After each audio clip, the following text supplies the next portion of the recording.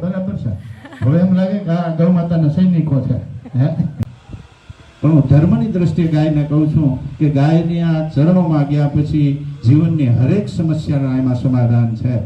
અને શાસ્ત્રમાં લખ્યું છે ભલામણ જ્યારે જ્યારે આ વિશ્વ ઉપર સંકટ આવ્યા ને, આ ધરતી ઉપર મહાન રાક્ષસોએ આમાં કેર વર્તાવ્યા, ત્યારે દેવ લોકો બધા ભેળા થયા ને, ત્યાં ધરતી માતાને ગાયના સ્વરૂપે આગળ કરી છે.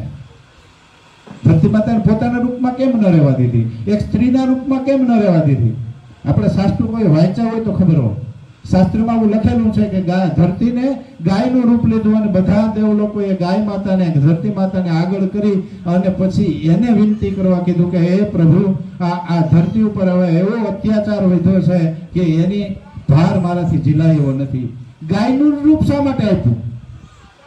પોતાના અસલી રૂપ આ દેવતા રૂપમાં ગયું હોત તો ત્યાં સાબિત થાય છે કે પરમાત્મા છે ને, આ બ્રહ્મ તત્વ છે, આ જગતનું જે કાંઈ તત્વ છે ને, એ ગાયનો અવાજ છે ને પેલા સાંભળે છે, તો જ ગાયના રૂપે લઈ ગયા છે ને.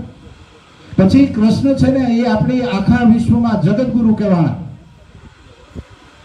આપણી ભારતીય સંસ્કૃતિમાં આપણા શાસ્ત્રોમાં લખ્યું છે કૃષ્ણ છે એ જગતગુરુ છે.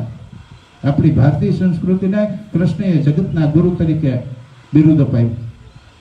તો કૃષ્ણએ શું કર્યું? જન્મીને સીધા ગોકુળમાં વહી ગયા. શા માટે?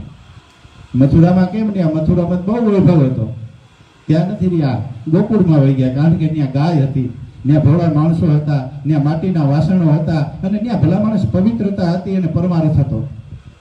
આ વસ્તુ જો આપણા ગવ્ય સિદ્ધોના જીવનમાં વણાઈ જાય તો આપણે કેવું નહીં પડે કે અમે કાંઈક છીએ. જગત તમારા ચરણોમાં આવશે, અને જેથી જગત તમારા ચરણોમાં આવે ને, તેથી આ ગુરુજીએ તમને જે કાંઈ શીખવાડ્યું ને એ સાબિત કહેવાય. તેથી એને ગૌરવ થાય કે મારા બાળકો છે એ કાંઈક સેવા કરી રહ્યા છે. એના માટે આપણે ધર્મને સમજવો જ જોઈએ. ગાયનું ધાર્મિક રીતે મહત્વ સમજવું જોઈએ, પ્રોફેશનલ નહીં, આધ્યાત્મિક મહત્વ સમજવું જોઈએ. કારણ કે કૃષ્ણ એમાંથી કાંઈક મેળવું છે. કૃષ્ણએ નાનપણથી ગાયના ચરણોમાં જ રહ્યા, ખુલ્લે પગે ગાયોને ચારી.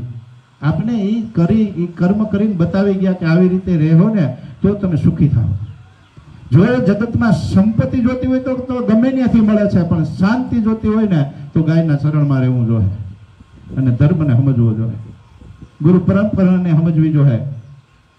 એ ગાયના ચરણને સમજાવવા માટે કૃષ્ણએ ખુલ્લા પગે 11 વર્ષ ને 52 દિવસ ગાયોને ચારી.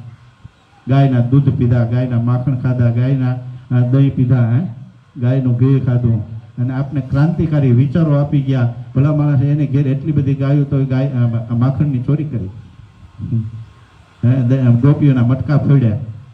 મથુરામાં આજે કાંઈ જાતું હતું એને બંધ કરવા માટે એની એક મિશન તૈયાર કર્યું, બાળકોની ટોળી તૈયાર કરી અને એની મટકીઓ ફોડી અને એમ કીધું કે આ અમારું છે, અમને જ ખાવા દો, અમારું છે, અમારો જ હક છે અને અમારે જ ખાવાનું છે.